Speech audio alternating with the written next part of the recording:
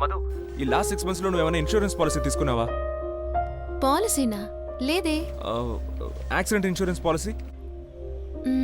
ఒకవేళ నువ్వు ఇప్పుడు వర్క్ చేసే ఆఫీస్లోనో లేకపోతే బెంగళూరు ఆశ్రమంలోనో ఎవరైనా తీసుకున్నారా? లేదు, నాకు తెలిసి ఏ ఇన్సూరెన్స్ పాలసీ తీసుకోలేదు. ఎందుకు సడన్ గా అడుగుతున్నావు? లేదు, ఏం లేదు. I call you back Madhu.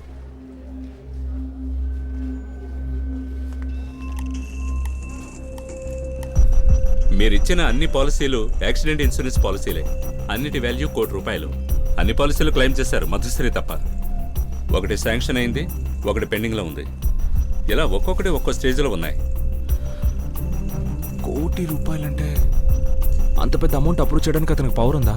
₹1,00,00,000 policy వరకు ఆయన అప్రూవ్ చేయొచ్చు, కానీ అది హెడ్ ఆఫీసులో శాంక్షన్ అవ్వాలి. అందుకే ఆయన ఇవాళ ఆఫీస్కి వచ్చారు. సార్, ఒకరికి తెలియకుండానే వాళ్ళ పేరు మీద పాలసీ తీసుకోవచ్చా?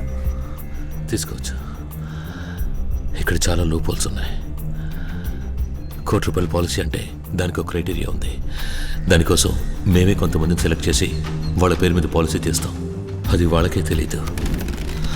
ఒక పెద్ద క్లెయిమ్ అమౌంట్ ఇవ్వడానికి ముందు మా కంపెనీ డిటెక్టివ్ ఏజెన్సీ ద్వారా వెరిఫై చేస్తుంది. అందుకే శైలేష్తో చేతులు కలిపి నేనే ఒక డూప్లికేట్ డిటెక్టివ్ ఏజెన్సీని స్టార్ట్ చేశాను. ఏ ఒక్క విషయం పాలసీ హోల్డర్కి తెలియకుండా మేమే మేనేజ్ చేశాం. ఈ యాక్సిడెంట్ పాలసీకి సంబంధించి కస్టమర్కి ఒక్క ఫోన్ కాల్ వెళ్ళడమే చాలా రేర్. దాన్ని కూడా వీళ్ళు అనుకుంటే ఈజీగా అడ్డుకోగలరు. చనిపోయిన వాళ్ళ లిస్టులో ఒకరికొకరు సంబంధం లేకుండా ఉన్నారే.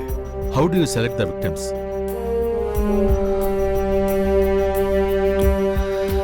అన్ని కంపెనీస్లోనూ ఎంప్లాయీస్కి ఇన్సూరెన్స్ అంటూ ఉంటుంది. అలా మా సర్వర్ నుంచి లాస్ట్ ఇయర్ డేటాబేస్లో ఉన్న అన్ని పాలసీ డీటెయిల్స్ తీసాం. అందులో ఎవరు పేరెంట్స్ ఫ్యామిలీ లేకుండా సింగిల్గా ఉన్నారో ర్యాండమ్గా సెలెక్ట్ చేసాం. అందులో ఎవరి ఇన్కమ్ ఎక్కువగా ఉందో చూసి వాళ్ళని సెపరేట్ చేసాం. నేను ప్లాన్ చేస్తాను, శైలేష్ క్లోజ్ చేస్తాడు.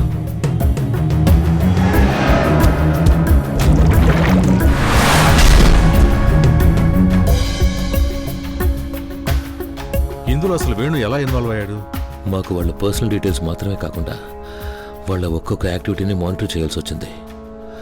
అలా ఒక్కొక్క మర్డర్ని యాక్సిడెంట్ అని ప్రూవ్ చేయడానికి చాలా ఇన్ఫర్మేషన్ కావాల్సి వచ్చింది. దానికోసం ఇదే ఫీల్డ్లో ఒక ఫ్రెషర్గా వేణుని సెలెక్ట్ చేశాం. ఎస్, మీరిచ్చిన లిస్టులో విమల్ అనే పాలసీకి మాత్రం వాళ్ళ ఫాదర్ విలియం మాథ్యూ ఆ డబ్బును క్లెయిమ్ చేశారు. సార్, విమల్ వాళ్ళ అమ్మా నాన్న ఇద్దరు ఎప్పుడో చనిపోయారు.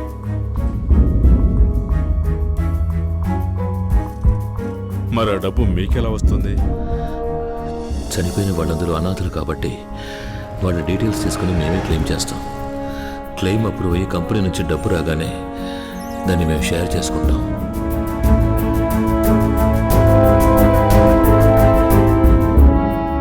ఒక మృగం కూడా ఆకలేసినప్పుడే ఇంకో మృగాన్ని వేటాడుతుంది. మీరు డబ్బు కోసం ఏమైనా చేస్తారా? ఇందులో ఇంకా ఎవరెవరున్నారు? ఇదే విధంగా శంకర్ గారి పాలసీ క్లెయిమ్ అప్లై చేసి అప్రూవ్ అయింది. ఇవాళ ఫైనల్ అప్రూవ్ చేశారు. శంకర్ వాళ్ళ ఫాదర్ విశ్వనాథ్ అనే పేరుతో క్లెయిమ్ అప్లై చేశారు. సార్, అతను ఎవరో తెలిస్తే ఈ కేసు పూర్తయిపోయినట్టే. ఆఖరి ప్రశ్న, వల్లభ అంటే ఎవరు?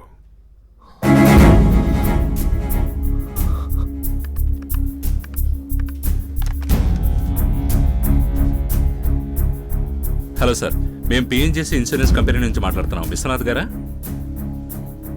సార్, మీ అబ్బాయి డెత్ ఇన్సూరెన్స్ క్లెయిమ్ అప్రూవ్ అయింది సార్. అవునవును, మేమే డైరెక్ట్గా వచ్చి చెక్ ఇస్తాం సార్. మీ అడ్రస్ ఒకసారి కన్ఫర్మ్ చేసుకుంటాను సార్. చెప్పండి sir. Vishwanath number 17, Navodaya colony, LB Nagar, Hyderabad. Thank you sir. Thank you. తీసుకెళ్ళండి. సార్, వీడి దగ్గర కొత్త ఇన్ఫర్మేషన్ ఏమీ లేదు వేణు. కానీ ఇందులో మూడో వ్యక్తి ఒకడున్నాడు, వల్లభ అని. వాడెవరు? సార్, ఇక్కడ ఎవరు నిలబడొద్దు, బయటికి వెళ్ళండి. ఓకే, ఈ కేసు నీకు కొత్త ఎక్స్పీరియన్స్ ఇస్తుంది వేణు. నేను చెప్పినట్టు చెయ్యి.